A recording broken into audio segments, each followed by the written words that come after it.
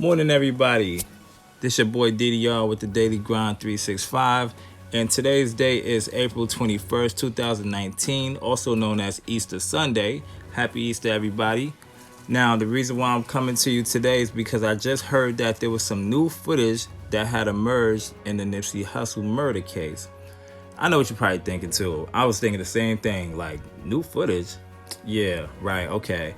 So anyway, TMZ is claiming to have viewed some of the new footage of the incident that shows the alleged shooter, Eric Holder, racing down the alley to a car, running to and entering the vehicle with the getaway driver, who claimed to have not known Mr. Holder very well. She also stated that she had no clue or idea of what he had planned before or after the shooting. Earlier this month, she basically offered the same excuse to the police, who just let her go free without even as much as charging her for the crime. This footage might change all that anyway, though. According to TMZ, their sources say when the car initially rolled up to the Marathon clothing store, Holder was driving and the woman was the passenger, which tells us that she knew him a lot better than she said that she did. I mean, we don't just let complete strangers hop in a car, or even somebody that you just don't know that well, and just commandeer your shit. I don't really think that's a smart thing to do. So I'm gonna give her the benefit of the doubt, and therefore you gotta take away from some of the things that she has said too. Now, I'm going to quote TMZ because I was on their website looking, I do my little homework and I do my little research and stuff like that. I don't always report what I see on some of these sites because I know there's a lot of fake news out there. But from TMZ's website, quote, "It's apparent from the video the driver was waiting to bolt from the scene." This was stated by TMZ in reference to the new footage. This tells us that she quickly switched positions with the shooter shortly after arriving, which would make no sense unless she was preparing for a fast getaway. As far as the motive for the killing, another source is stating that Eric Holder may have defected to Hoover after being exiled from the hood once he was outed as a snitch. For those who don't know, Hoovers and Rolling 60s are longtime rivals. They don't mess with each other. But that's all speculative though. I really don't want to give birth to too much of that and put too much momentum behind that because I've been seeing what the Blood and Crips and other gangs have been doing, and it's a beautiful thing to see them all come together and unite under one roof. So let's keep that momentum going, and I just hope to God that this ain't true because we don't need anything that could potentially disrupt that truce. We really need to be out here and we need to be looking at each other as more than just a gang member, just the same way that we want society to look at us. So that's the way that we need to start approaching each other. You feel me? All right, moving on. As far as that motive is concerned, I don't know what to do with that. You tell me what you think about that. But what I need to know is this. Why is TMZ the first media outlet to get access to this footage? I mean, since when have they become the industry's standard?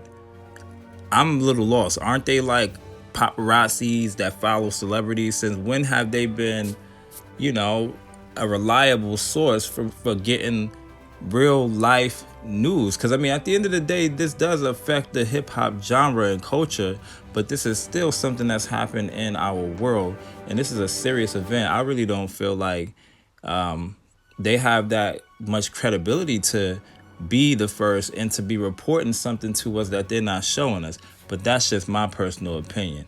It just looks a little strange to me because when you looked at the whole incident that occurred a few weeks ago, they were the first one there on the scene and so forth and so forth.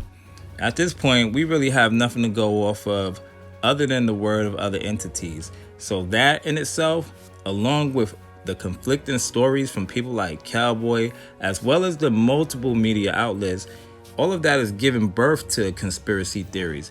So for all the people saying, oh yeah, chill with all the conspiracy theory shit, all right, you got the average layman who just lets people tell them what's what and indoctrinate them. And then you have a person that's going to think a little bit deeper. And that's going to naturally happen when you have all of these inconsistencies and things going on with the story.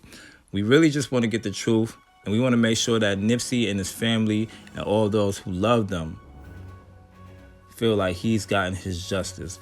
And that's really what it comes down to.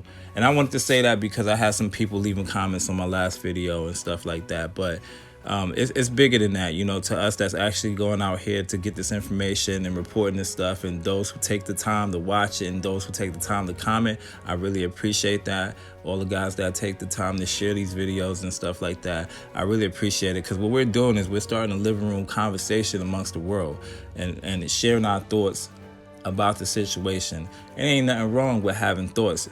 The problem is not having thoughts. In other related news, Kerry Lathan, the man who was shot in the back during the Nipsey Hussle murder, is free at last. In case y'all didn't know, Mr. Lathan was picked up a few days after the incident and was told he violated conditions of his parole for coming in contact with a known gang member. This was an injustice considering the fact that the actual getaway driver in the murder was freed while a victim was taken into custody. This is the kind of stuff I'm talking about.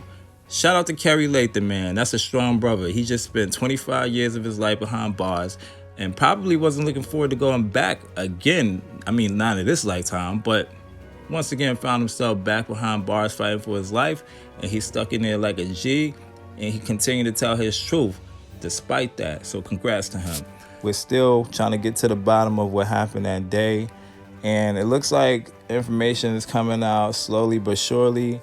But if we keep on digging and we keep on using our brains, we'll definitely get to the bottom of it. And like I said a little bit earlier, I just want the family and everybody who cared for Nip, including myself, to have that feeling of justice. We want to feel like justice was served, because you got to admit, there's a lot of things about this story that's not adding up, and there's just new details that just seems to be like wannabe plugins for holes that was in the original story. And no matter how you keep looking at it, it just looks crazy right now. So hopefully we get it together and we find out what really happened. You feel me? It's your boy DDR. You listening to Daily Grind 365. Hey, do me a favor before you get out of here. I need you to hit that like button, share, subscribe, and definitely comment. All right? Thanks for watching.